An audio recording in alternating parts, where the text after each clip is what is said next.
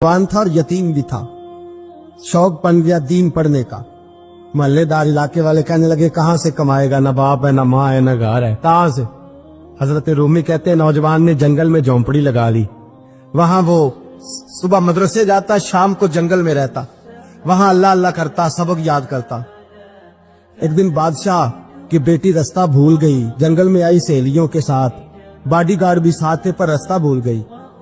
खोती खोती शाम हो गई, ऐसी खोई कि जब रात गहरी हो गई तो आके उस नौजवान के पास रुकी और चिल्लाने लगी।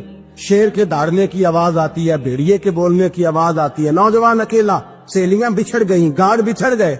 कहने लगी मैं परेशान हूँ, मुझे जगह मिल जाएगी। नौजवान कहता मैंने शहजादी देखी और मुझे भी पता था कि घर एक ही है और आग को अंदर से दरवाजा भी बंद करना पड़ता है, जंगल जानवर भी आ जाते। कहते मेरी छोटी सी कुटिया में झोंपड़ी में वो आई, रो के कहने लगी सहारा कोई नहीं, अगर मैं पीछे निकलूंगी तो भेड़िए खा जाएगा।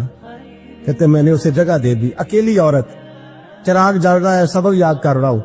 मेरे नबी पाक ने फरमाया जहां मर्द औरत अकेले हो तीसरा शैतान होता है। और शहजादी, वो बच्चा कहता है सबक याद करता रहा सारी रात। वो बच्ची को कहा सो जा, पर वो कहती है नींद मुझे भी कहाँ आई।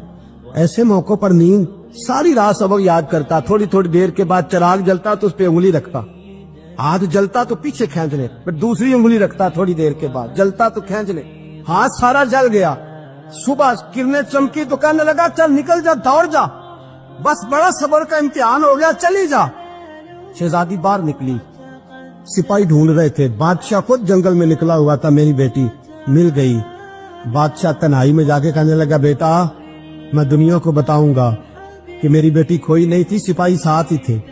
ये बड़ा मुश्किल होता है, बेटी तो भूल के भी रात कहीं रह पड़े तो लोग जीने नहीं देते, तो बेटा मुश्किल हो जाएगा मेरे लिए। कहाँ थी? उसने कहा नेक नौजवान के पास। उसने कहा बेटा मैं तो तेरी बात मानूंगा पर दुनिया नहीं मानेगी। अगर उस नौजवान ने किसी को बता दिया कि तू उसके पास थी तो फिर लोग मेरा जीना मुहाल कर देंगे।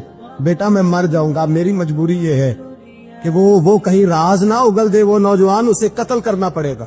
औरत ने मिन्नतें की, उस बेटी ने कहा मेरे मौसम को मारोगे, रोई। और वो कहने लगा मैं बादशाह, वो मेरा अपना वकार है, मैं उसको छोड़ नहीं सकता। गिरफ्तार कर लाए सिपाही। वक्त तय हो गया सजा का। अकेले कालकोठरी में रखा गया, जो उसके खास एतबार वाले थे उनकी ड्यूटी लगाई। बादशाह ने बुलाया, पहले बिलम आया। औरत कहने लगी, बेटी कहने लगी एक दफा तो बुलाओ ना, एक सवाल बस पर्दे में रह के पूछना है और फिर जो आपका जी चाहे, मेरे मौसम को मारना तो है, तो मर्जी आपकी। सामने खड़ा किया नौजवान, पर्दे के पीछे औरत खड़ी हो गई। बादशाह बीच बैठ गया। बीबी कहने लगी सारी रात बेदार मैं भी रही, सोया तू भी नहीं। वो जो तू चिराग के करीब हाथ लगा के जलाता था वो समझ नहीं आई। नौजवान रो पड़ा, कहने लगा क्या करूं, मैंने रसूलुल्लाह का दीन पढ़ा है, क्या करूं, मैंने हुजूर का दीन पढ़ा है। मैंने पढ़ा है कि जानी को सबसे नीचे दोज़ख के सबसे निचले दर्जे में जलाया जाए, उसे जहन्नमियों का पीप और रेशा पिलाया जाए, कंद खिलाया जाए। ये रवायतें पड़ी हुई थी। थोड़ी थोड़ी देर के बाद शैतान मुझे कहता था बदकारी कर ले। मैं अपना हाथ उसी वक्त जब शैतान मशवरा देता तो मैं आग पे करता। मैं कहता अगर ये बर्दाश्त हो गई तो वो भी हो जाए। जब हाथ जलता तो मैं समझ जाता नहीं तुझसे तो ये नहीं बर्दाश्त होती तो वो कैसे होगी। फिर मुझे शैतान मशवरा देता कोई देख नहीं रहा तो बुलाने नहीं गया, खुद आई, मैं दूसरी उंगली लगा देता। मैंने हाथ जलाया और मैं समझ गया जब छोटे से चिराग की इतनी सी शमा की आग नहीं बर्दाश्त होती तो दोज़ख कैसे बर्दाश्त होगी। कहते मैं बाज आया। बादशाह ने ये कहानी सुनी, लफ्ज सुने तो चीख मार के रोया। कहने लगा तालिब इल्म तू तो मेरे नबी का सच्चा गुलाम है और मेरे रसूल के जो सच्चे गुलाम होते हैं उन्हें फांसियां नहीं दी जाती, उन्हें तख्त पर बिठाया जाता है। अब तुझे सजा नहीं होगी बल्कि मैं अपनी बेटी का निकाह तेरे साथ करूंगा और मेरे बाद इस सल्तनत का बादशाह भी तू ही बनेगा।